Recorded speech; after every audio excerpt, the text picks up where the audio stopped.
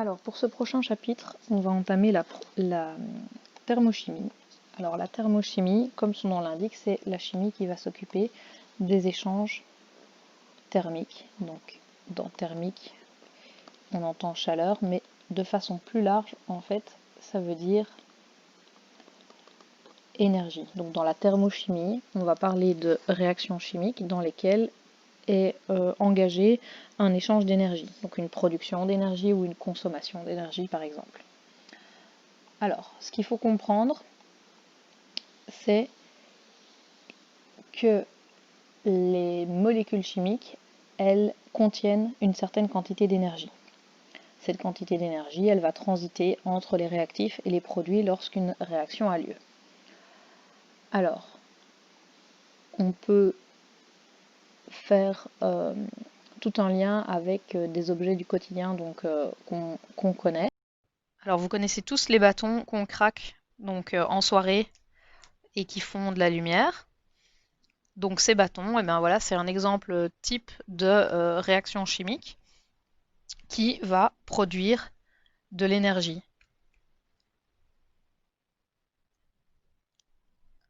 Donc qu'est-ce qui se passe en fait au moment où on craque le bâton?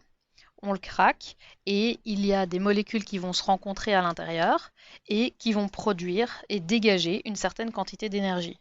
Donc là, c'est ce qu'on appelle de l'énergie qui est lumineuse parce que ça produit de la lumière. Il y a également de l'énergie thermique lorsque, par exemple, on utilise les petites chaufferettes pour aller au sport d'hiver. Donc c'est des petits sacs qu'on craque et qui vont permettre de chauffer les gants qu'on met dans ces gants ou dans les chaussures pour être sûr d'avoir chaud. Ben, donc c'est des sacs qui vont produire de l'énergie. Et alors, il y a aussi l'inverse. Donc, si vous faites de la course à pied, par exemple, eh bien, dans les courses, on a des sacs qu'on peut craquer et qui vont devenir à l'inverse froids plutôt que chauds pour pouvoir mettre sur les entorses et éviter que ça gonfle, par exemple. Alors, après ces quelques exemples, ce qu'il faut retenir, c'est que l'endroit où a lieu la réaction chimique, ça s'appelle le système. Donc le système, c'est le bâtonnet lumineux ou les petits sacs qu'on met dans les chaussures ou dans les gants et qui produisent de la chaleur, ou les petits sacs qu'on craque et qui deviennent froids pour mettre sur les entorses quand on se tord la cheville, par exemple. Ce système, il va faire des échanges d'énergie avec l'endroit qui est autour de lui et qui s'appelle l'environnement. Et l'univers, c'est l'ensemble de l'environnement plus du système. Donc c'est pas l'univers au sens large, c'est vraiment un univers localisé à l'endroit dont on parle. Alors, un système peut être de trois types. Il peut être isolé. C'est un système donc qui est purement théorique. Ça n'existe pas vraiment. Pourquoi? Parce qu'un système isolé, c'est un système qui n'échange ni matière, ni énergie avec l'environnement, donc avec l'extérieur. Donc ça veut dire que c'est quelque chose qui est scellé, dont rien ne sort, rien ne rentre, ça c'est possible. Encore que les trucs qu'on scelle sont rarement parfaitement hermétiques, mais on peut le concevoir. Mais aussi qui n'échange aucune énergie. Donc vous imaginez, ce serait un super thermos dans lequel je mets mon café ce matin, et je reviens dans 3000 ans et mon café est toujours à la même température parce qu'il n'a perdu aucune énergie. Donc c'est un système qui est théorique, ça n'existe pas. Alors un système qui est fermé, c'est un système qu'on va rencontrer donc de façon générale qui va permettre un échange d'énergie, mais pas un échange de matière. Et bien par exemple mon super thermos, le vrai thermos qui existe aujourd'hui, si vous mettez du café dans un thermo, eh bien ça refroidit quand même. Donc rien ne sort, rien ne rentre tant qu'il est fermé. Mais par contre, si vous mettez votre café chaud, vous avez mis votre café chaud ce matin dedans et que vous revenez demain matin, votre café sera froid parce qu'il y a quand même des déperditions d'énergie, donc il y a un échange d'énergie avec l'extérieur. Et un système ouvert, c'est enfin un système qui permet un échange de matière et un échange d'énergie. Alors par exemple, ce serait une bouteille de champagne. Alors si vous ouvrez la bouteille de champagne, vous savez que les molécules de CO2 vont pousser et exercer une force sur le bouchon. Donc cette énergie va pousser le bouchon. Et une fois, donc ça c'est un échange d'énergie, et une fois que le bouchon est parti de la bouteille de champagne, eh bien le CO2 ne reste plus dans la bouteille vu qu'elle n'est pas bouchée. Il sort, donc ça c'est un système qui va être ouvert. Une piscine, à ciel ouvert, c'est aussi un système ouvert. L'eau peut absorber la chaleur et en relarguer la journée par exemple, et l'eau va s'évaporer, donc c'est bien un système qui est ouvert. Alors, les échanges d'énergie, il peut y en avoir 4 types. Alors nous, on va principalement parler de l'énergie thermique ou calorifique qui apparaît donc sous forme de chaleur. Il peut y avoir l'énergie mécanique, donc c'est l'énergie que des molécules vont exercer pour effectuer un travail, par exemple le CO2 qui pousse sur le bouchon de la bouteille de champagne. Une énergie électrique, c'est ce qu'on verra donc dans les réactions des redox, donc c'est par exemple ce qui se passe dans une pile. Dans une pile, l'énergie électrique est produite par des molécules chimiques et l'énergie rayonnante ou lumineuse, c'est celle qui apparaît dans les bâtons lumineux donc en boîte ou pour faire la fête. Donc c'est une énergie qui se transforme en énergie lumineuse. Alors, les unités, en général, on utilise des kilojoules.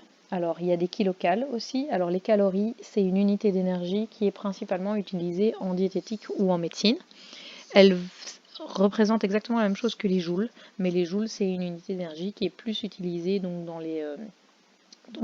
les cours ou en physique, par exemple, mais donc pas de l'énergie calorifique qu'on ingère. Mais vous pouvez très bien faire la correspondance entre les deux, parce qu'une calorie est égale à 4,18 joules. Donc c'est un peu comme les miles et les kilomètres, ça représente la même chose, mais ça n'a pas la même valeur parce que ça n'a pas été fait au même endroit et ça n'a pas le même étalon. Alors maintenant, une autre donnée qui est importante, la chaleur spécifique massique. Alors le petit c, c'est une chaleur qui est donc spécifique, ça veut dire qu'elle est spécifique aux matières dont on va parler, aux substances. Et massique par masse, elle correspond à la quantité d'énergie qu'il va falloir pour chauffer de 1 degré 1 kg de ce corps. Donc par exemple, le C de H2O est égal à 4,18 kJ par degré par kilogramme. Donc ça veut dire que si j'ai 1 litre d'eau, je vous rappelle que 1 litre d'eau ça pèse 1 kg, qui est à 25 degrés, et que j'ai envie de la faire passer à 28 degrés, parce que je veux la chauffer, eh bien je vais devoir fournir 4,18 kJ par degré. Donc comme je veux l'augmenter de 3 degrés, 4,18 kJ x 3, et j'aurai la température, enfin l'énergie que je dois dépenser pour chauffer mon eau. Le système de l'unité de température, c'est le Kelvin, mais vous allez voir comment on va calculer avec travailler avec des delta T, donc des différences de température, qu'on soit en Kelvin ou en Celsius, ça ne change pas grand-chose. Alors, cette chaleur spécifique massique, elle est importante. Pourquoi? Parce que c'est elle qui va permettre de prédire et de calculer, par exemple, tout ce qui est dépense d'énergie de nos machines électriques qu'on a à la maison. Donc, vous savez toutes que vous avez un frigo, une machine à laver, un four, et que tous ces appareils sont étiquetés comme catégorie A, B, C, D, F en fonction de la quantité de ce qu'ils dépensent. Eh bien, cette quantité d'énergie qu'ils dépensent ou qu'ils utilisent pour pouvoir faire ce que vous leur demandez va être calculée à l'aide de cette chaleur spécifique massique. Par exemple, votre machine à laver, quand elle lave, elle va utiliser une certaine quantité d'énergie pour chauffer l'eau et puis une autre quantité d'énergie pour faire tourner le tambour et puis une autre quantité d'énergie pour envoyer dans la pompe, etc. Donc c'est avec des calculs qui utilisent cette chaleur spécifique massique de l'eau qu'on va permettre de calculer combien dépense votre appareil. Alors, un petit exercice. Donc, la quantité de chaleur, ça c'est la quantité d'énergie que vous avez besoin pour faire quelque chose, va dépendre de la chaleur spécifique de la substance qu'on veut chauffer. Donc ça c'est le C de la substance qu'on souhaite chauffer, fois la masse de la substance qu'on veut chauffer,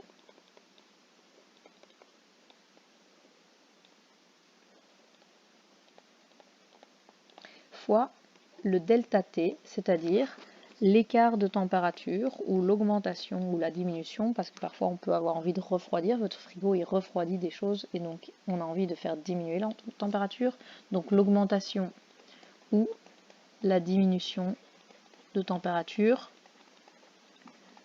qu'on souhaite effectuer.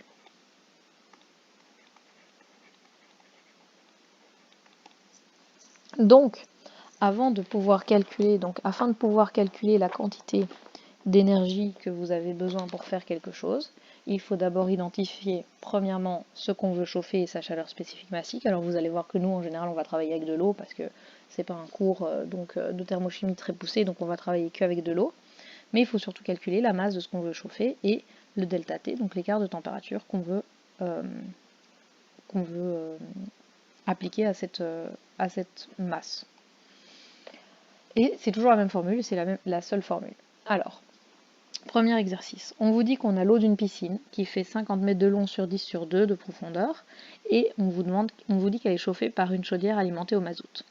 On vous demande de calculer quel volume de mazout vous devez utiliser pour élever la température de l'eau de 10 degrés en supposant que toute la chaleur qui est issue de la combustion du mazout est absorbée uniquement par l'eau de la piscine, ce qui n'est pas vrai parce qu'il y a des déperditions dans la chaudière, dans les tuyaux qui vont amener l'eau, etc.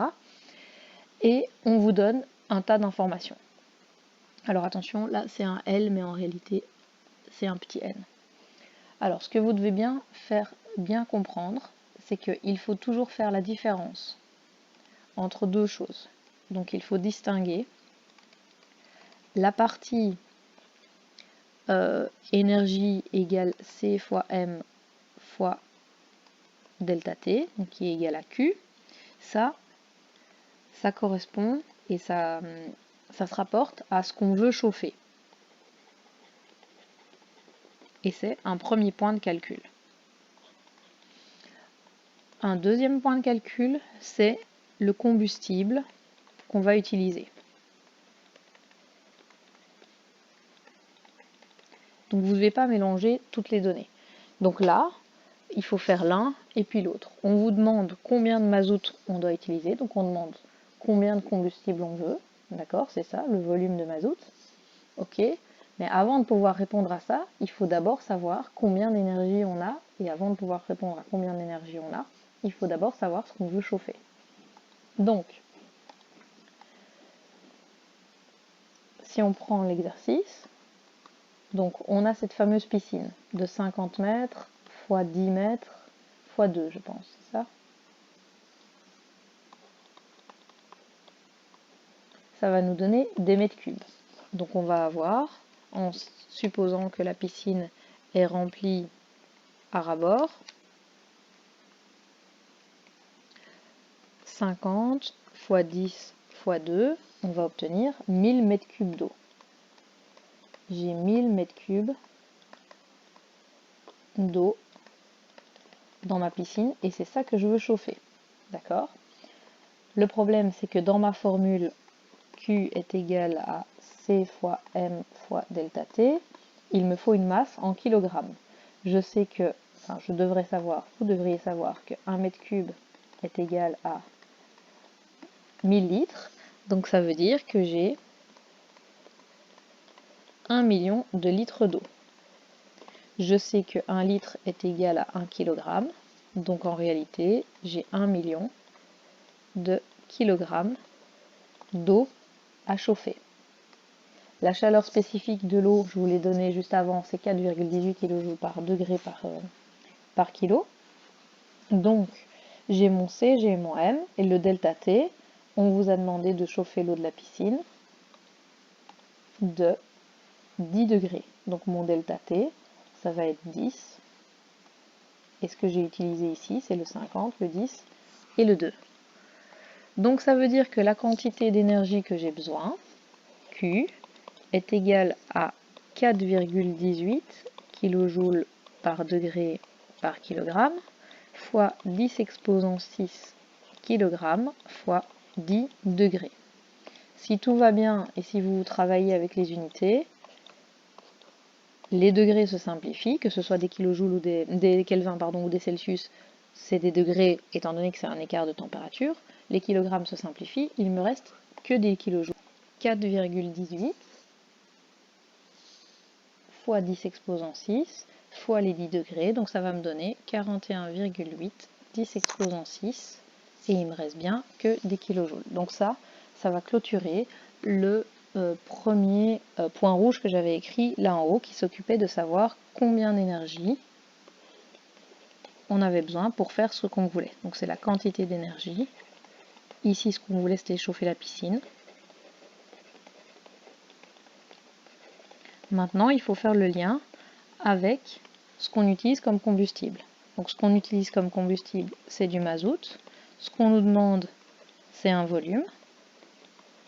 Les données qu'on a dans l'énoncé, c'est la masse volumique du mazout qui est de 0,85 kg par litre et le pouvoir calorifique, c'est-à-dire la quantité d'énergie que dégage un kilo, qui est de 42 mégajoules par kilogramme. Donc il va falloir trouver quel lien on peut faire. Alors un lien entre des kilojoules et des kilogrammes par litre, ça n'a pas de sens, on ne peut pas faire grand-chose. Par contre, on peut relier la quantité d'énergie qu'on a au pouvoir calorifique du mazout. Comment ? On sait qu'avec ce PC, on a 1 kg de mazout qui va produire 42 mégajoules. Alors des mégajoules, c'est 42 10 exposant 3 kilojoules.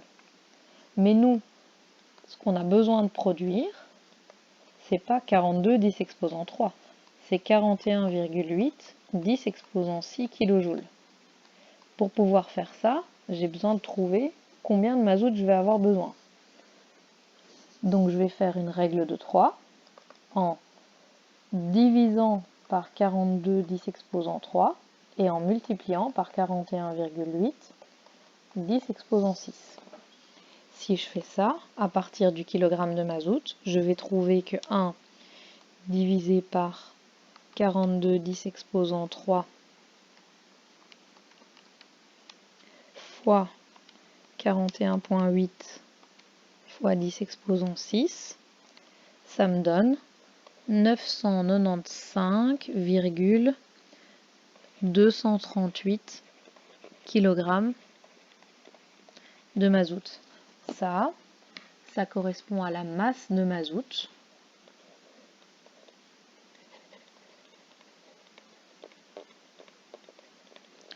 qu'on a besoin pour chauffer la piscine. Mais c'est toujours pas ce que je demandais. Ce qu'on demandait dans l'énoncé, c'était le volume de mazout. Le volume de mazout, on va réutiliser une autre règle de 3. On sait que 0,85 kg, ça correspond à 1 litre. Moi, je n'ai pas 0,85 kg, j'en ai 995,238 pour chauffer ma piscine. Donc, je vais devoir me faire livrer combien de litres de mazout? Eh bien, je vais refaire une règle de 3, divisé par 0,85, multiplié par 995,238. 1 divisé par 0,85 fois 995,238, ça me donne 1170 litres de mazout. Et ça, c'est ma réponse finale. C'est la quantité de mazout que je vais devoir me faire livrer et utiliser pour chauffer l'eau de ma piscine. Alors, le deuxième exercice, c'est un peu la même chose, mais il fait intervenir du coup une réaction chimique, donc il est plus adapté dans le cadre de ce cours-là. Alors, c'est ce qu'on appelle, donc, je ne sais pas si vous avez déjà utilisé ces espèces de boîtes de café ou de soupe qui sont auto-chauffantes, où elles ont un double fond, on casse le double fond et il y a de l'énergie qui est dégagée et donc la canette, la soupe, le contenu va chauffer. Et bien en fait, c'est une réaction donc, de thermochimie qui va générer ça. Donc on mélange une molécule qui va réagir avec l'eau, qui va produire quelque chose et qui va produire de l'énergie. Cette énergie, elle va la produire et on dit que c'est une certaine quantité d'énergie, donc ça produit une quantité de kilojoules. Alors le problème, c'est que vous ne devez pas mettre trop de substance de façon à ce que la température ne soit pas trop élevée et que ça brûle pas vos doigts, et vous ne devez pas en mettre trop peu pour que ce soit assez chaud. Parce que le gars qui achète sa canette de café et qui a du café vaguement tiède, bah, il ne va pas revenir en acheter. Et inversement, si vous achetez votre canette de café et que vous craquez le fond, que ça chauffe et que ça vous brûle les mains et que vous devez le lâcher, c'est pas bien non plus. Donc vous devez savoir exactement combien de ici donc d'oxyde de calcium vous allez devoir mettre dans le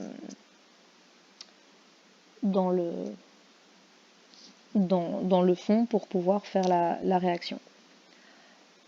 Alors, ici on vous dit que le monsieur qui fabrique ces boîtes autochauffantes, les boîtes contiennent 250 ml de café. On vous demande de calculer la masse d'oxyde de calcium et d'eau qu'il doit mettre dans le double fond de sa boîte pour que le café se chauffe de 40 degrés, parce qu'il a déterminé que c'était l'augmentation qu'il fallait pour que personne ne se brûle les mains et que tout le monde soit content. On vous donne le C de la solution qui est toujours celle de l'eau. Pourquoi? Parce qu'en gros, le café, c'est pratiquement... c'est de l'eau avec du café, donc sa densité est égale à 1 et donc sa chaleur spécifique va être la même. Alors, pour faire ça, on va mettre une autre page histoire d'y voir clair. Il faut toujours faire la distinction entre ce que je veux chauffer et ce que je vais utiliser, donc l'espèce de combustible, même si c'est pas toujours un combustible, pour pouvoir chauffer cette substance. Donc j'ai du CaO que je mets dans l'H2O et qui donne du CaOH2 pour une valeur de moins 65,2.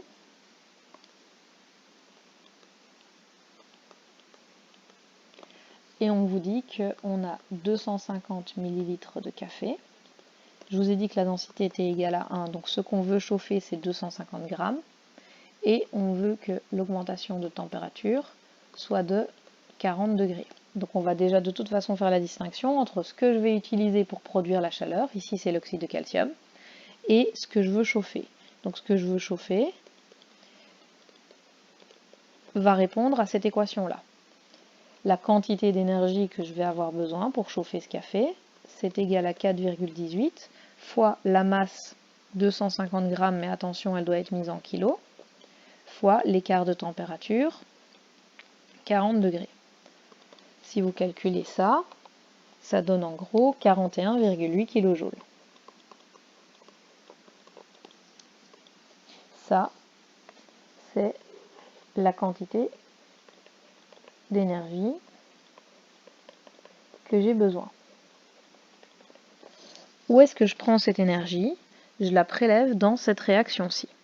Alors, cette réaction-ci, elle dit quoi? Elle dit que 1 mole d'oxyde de calcium qui réagit avec 1 mole d'eau pour produire 1 mole d'hydroxyde de calcium produit, alors pour le moment vous ne faites pas attention au moins, il sera introduit juste par après, donc le moins vous le mettez entre parenthèses, il ne vous intéresse pas pour le moment, mais cette équation va dégager 65,2 kJ. Alors, nous ce qu'on veut c'est 41,8 kJ, on n'en veut pas 65,2. Donc, si on en veut 41,8 et que 1 mole d'oxyde de calcium et 1 mole d'eau en produisent 65,2, je peux trouver et faire une règle de 3 à partir des coefficients stoichiométriques qui va être en gros divisé par 65,2 multiplié par 41,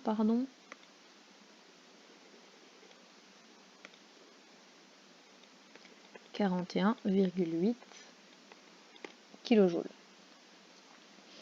Si je fais ça, je vais obtenir 1 mole divisé par 65,2 multiplié par 41,8, 0,64 mol.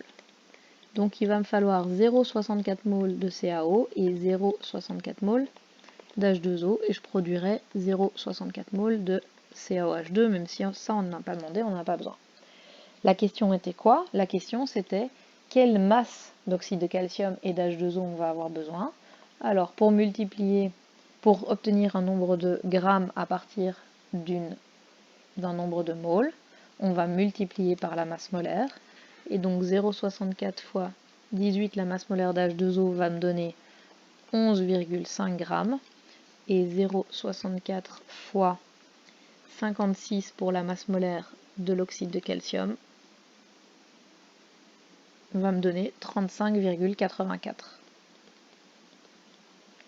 Ça, c'est la masse de chacun des deux composés que j'ai besoin pour pouvoir faire chauffer mon café exactement des 40 degrés que je veux le faire augmenter.